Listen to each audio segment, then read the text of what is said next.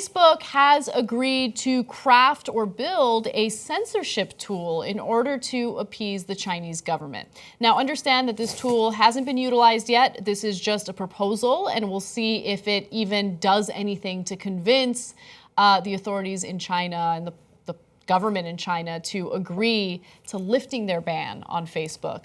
But essentially, according to Reuters, Facebook would offer the software to enable a third party to monitor popular stories and topics that gain visibility as users share them across the network. The third-party partner would have full control to decide whether those posts should show up in users' feeds. So essentially, the Chinese government likes to control any and all messaging that goes to its people.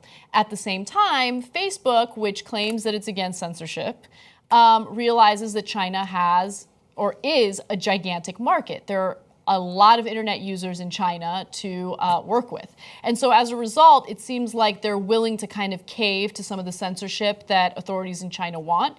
And they're saying, we're not going to stop people or censor what people can post, but a third party with this software development would be able to come in and decide what would show up on people's feeds. Essentially censorship. China, which has the world's largest population of internet users, banned the website following the Urumqi riots in July 2009 in an effort to stem the flow of information about ethnic unrest, which left 140 people dead.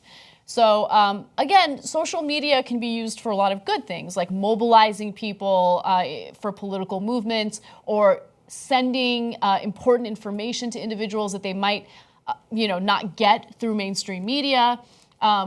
Perfect example that I like to use in the context of the United States was the filibuster that Wendy Davis did in Texas when Texas was trying to pass restrictive abortion laws.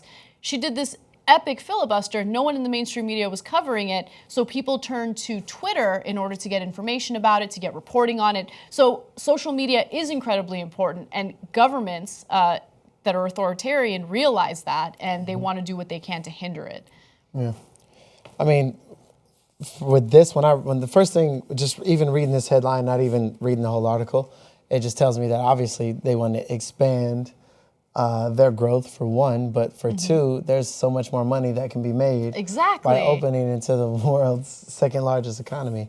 There's a lot of tools that celebrities use and influencers and entertainers use to monetize Facebook with the pay-for-click. Well, with a lot of the pay-to-click stuff. So, I mean, imagine expanding that times, 1 billion people. And there's it's a big deal. A lot of money that would be, exchanged because of that and made because of that. And then it, like I said, it just opens up to so many other, clients and partnerships and things like that. So I don't have a problem with it. I feel like even now they've already started. They won't call it censorship, but it's I censorship. can say that I know for a fact that I know even now in the U.S. there are certain. Well, what they're trying to do is they're saying that they're spamming. So there are certain companies that will, a celebrity may endorse or may have a piece of, or they may pay them to post articles on their page. So remember, they were talking about all the fake articles that were helping Trump and things like that. So there are the fake articles, there are real articles, and there are things like that. But there are certain companies that may just spam and just put the same URLs on. So now you have to change the URLs to match it, because if Facebook sees it being spammed, they'll start censoring that from your timeline and your followers for said celebrity and things like that. So they've been doing it. It's just they're staying away from that censorship word. Yeah, of course they are. Of course they are. But understand, business interests always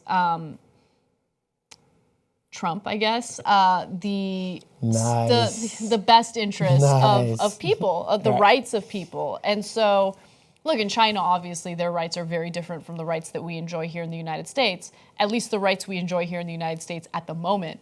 But again, when it comes to money, when it comes to business interests, that's always going to be more important to any given corporation or any given company than the freedoms of individuals. Podcast the whole 2-hour Young Turks every single day, commercial-free. All-Star Tuesdays, Aggressive Progressives, Old School, Post Games, TYT Classics. You get it all with membership. Do it now. TYTnetwork.com/join.